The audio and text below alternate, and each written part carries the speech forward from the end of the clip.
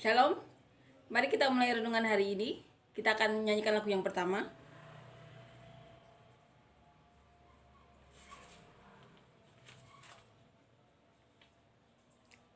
Oh, betapa indahnya dan betapa eloknya bila saudara seiman hidup dalam kesatuan.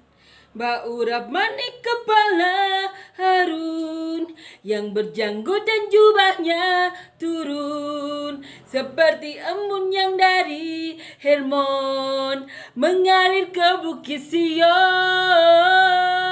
Di sana telah diperintahkan Tuhan agar berkat-berkat dicurahkan, kehidupan untuk selamanya.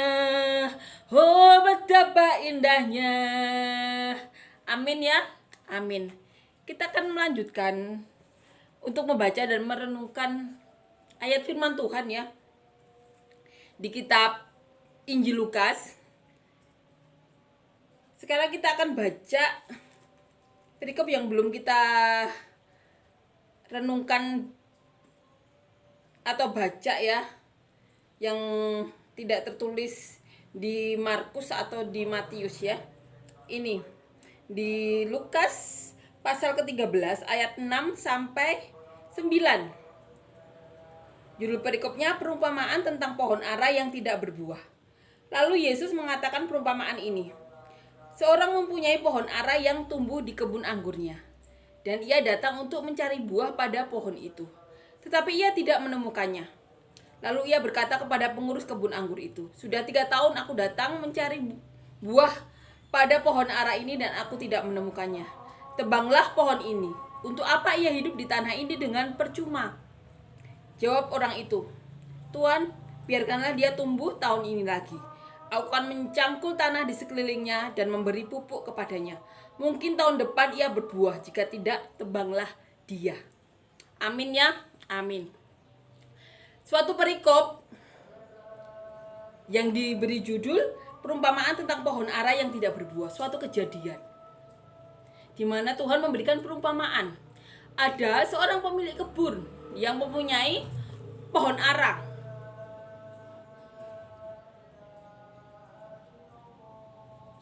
Nah, saat dia mencari buah pada pohon ara itu, dia tidak menemukannya, padahal dia sudah menanam di situ selama 3 hari. Kemudian ia berkata kepada pengurus kebun itu ya, "Tebanglah pohon ara ini. Sudah 3 tahun aku datang mencari buah pada pohon ara ini dan aku tidak menemukannya. Tebanglah pohon ini. Untuk apa ia hidup di tanah ini dengan percuma?"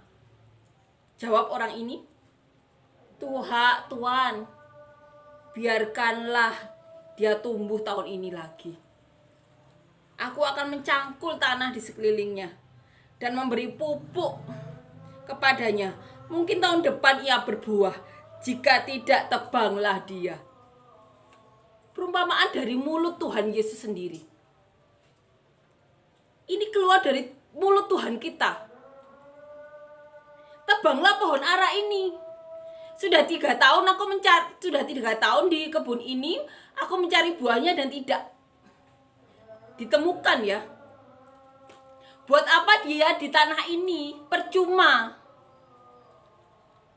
Tapi pengurus anggur itu bilang, pengurus kebun itu bilang, "Tuan, biarkanlah tahun ini dia di sini. Aku akan mencangkulnya dan memberi pupuk kepadanya. Mungkin tahun depan ia berbuah, kalau tidak, tebanglah dia."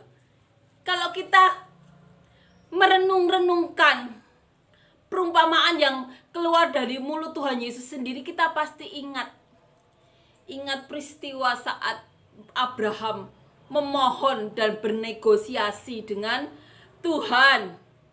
Saat Tuhan akan menghukum Sodom dan Gomora, tetapi karena dia menghargai Abraham yang dia berkati dan dinubuatkan untuk menjadi bapak segala bangsa, di mana karena Abraham ini keturunannya diberkati untuk selama-lamanya. di mana Tuhan menghargai Abraham dan mendengarkan perkataan Abraham. Abraham negosiasi 50, 30, 10. Ada orang benar, selamatlah Sodom dan Gomora. Dan kita ingat, juru selamat kita, negosiator kita, Tuhan Yesus sendiri, yang mengajar murid-muridnya, 12 murid. Satu mengkhianati Tuhan Yesus, bunuh diri, 11. Tapi masih ada puluhan lainnya, bahkan ratusan lainnya yang ditemui Tuhan Yesus, 500-an orang. Tuhan Yesus mengajar sendiri di depan mata mereka. Tuhan Yesus melakukan mujizat-mujizat luar biasa, bahkan membangkitkan orang mati. Itu Tuhan Yesus kita mengajarkan kepada murid-muridnya untuk menjadi seperti apa? Untuk menjadi seperti penunggu kebun ini, agar dapat bernegosiasi dengan Tuhan. Tuhan, jangan tebang dia. Aku akan mencangkulnya, aku akan memberi pupuk dia, dan tahun depan dia, siapa tahu tahun depan dia berbuah, kalau tidak tebanglah dia. Ini tugas-tugas dari pengurus kebun. Tugas-tugas dari murid-murid Tuhan Yesus saat ini disebut pendeta lah, pelayan Tuhan lah, atau apapun. Negosiator yang di muka bumi ini ya kita. Tugas kita tuh memberi pupuk, mencangkul, memberi kesempatan orang untuk bisa berbuah dengan cara yang benar, sesuai dengan kehendak Tuhan. Karena Tuhan katakan, kalau tidak sesuai dengan kehendak Tuhan, itu pikiran dari iblis. Kita harus fokus dengan cara yang benar. Ini tugas kita. Ini perumpamaan dari mulut Tuhan Yesus sendiri. Aku sudah 3 tahun menanam pohon ini, tapi tidak berbuah. Tebanglah, percuma dia di tanah ini tidak berbuah. Tuhan, jangan tebang dulu. Aku akan mencangkulnya, memberi pupuk padanya. Siapa tahu tahun depan dia berbuah. Kalau tidak, tebanglah dia. Itu pengurus kebun. 3 tahun dia mengurus kebun. Dan saat tuannya datang, pemilik kebun ini yang sudah 3 tahun tapi tidak menghasilkan buah, mau menebang, dia memohon. Dia memohon, jangan Tuhan, kasih kesempatan pohon ini. Aku akan mencangkulnya lebih lagi. Aku akan memberi pupuk lebih lagi. Siapa tahu tahun depan berbuah, kalau tidak, tebanglah dia. Ini tugas kita sebagai manusia. Dengan cara yang benar tentunya.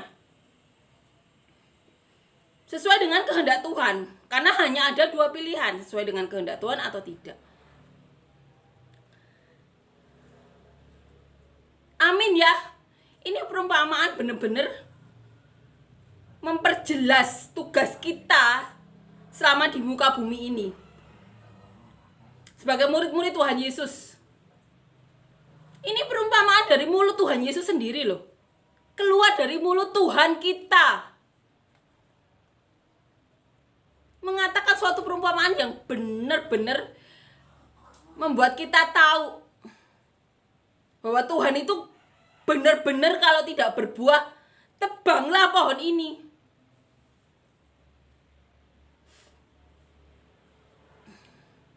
Tapi sebagai pengurus kebun itu yang mengurus tiap hari, jangan Tuhan, aku akan mencangkulnya lagi, aku akan memberinya pupuk lagi.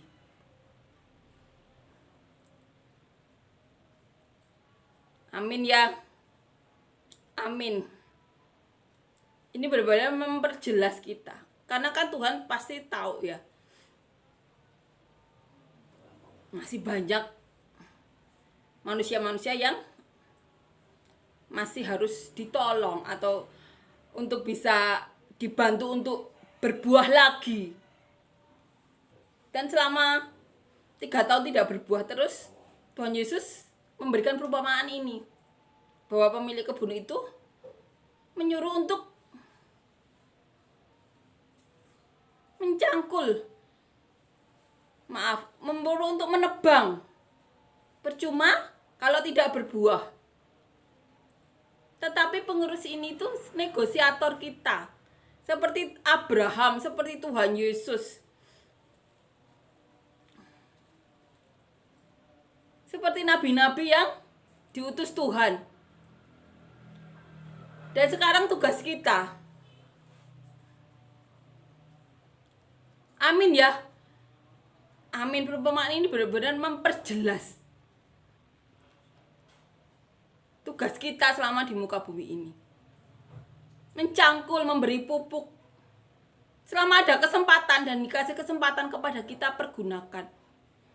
Untuk bisa apa? Membantu orang lain berbuah sesuai dengan kehendak Tuhan. Berbuah yang baik dengan cara yang baik. Dengan cara yang benar ya.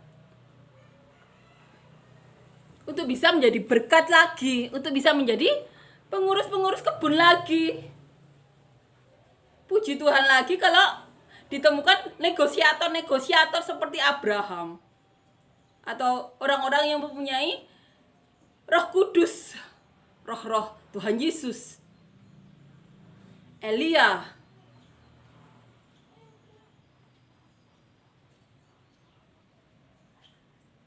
Dan masih banyak lagi. Kita selalu memohon kepada Tuhan agar Tuhan itu selalu ini ya, memunculkan orang-orang yang benar-benar mengerti hati Tuhan. Dan itu sebagai tugas kita juga ya. Karena kita mau pertolongan Tuhan itu terus-menerus. Agar tidak ada tenggang waktu berabad-abad atau ratusan abad yang kita tahu ada selisih antara perjanjian lama dan perjanjian baru. Mari kita bersama-sama berdoa kepada Tuhan. Bersama-sama melakukan hal-hal yang sesuai dengan kehendak Tuhan. Apalagi kalau ada petunjuk atau nubuatan dari Tuhan. Yang benar-benar memperjelas kita. Mari kita pandang Tuhan Yesus. Kita pandang kehendak Tuhan Yesus. Jadikanlah diri kita dan orang-orang sekitar kita seperti pengurus kebun ini. Yang dapat bernegosiasi dengan Tuhan. Tuhan, aku akan memupuk, mencangkul tanah sekelilingnya. Semoga tahun depan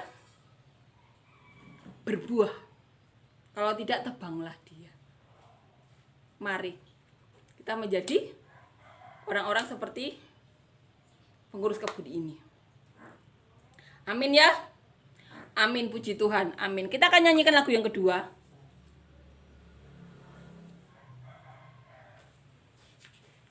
Yesus kekasih jiwaku, sungguh ku percaya padamu. Karena kasih-Mu padaku, Kau tebus dosaku. Dari terbitnya matahari dan sampai terbenamnya, ku angkat lagu pujian, tinggikan nama-Mu. Dengan gendang ku puji dengan kecapi. Oh, ku bernyanyi, haleluya, Yesus kekasihku. Amin ya. Amin, puji Tuhan. Amin.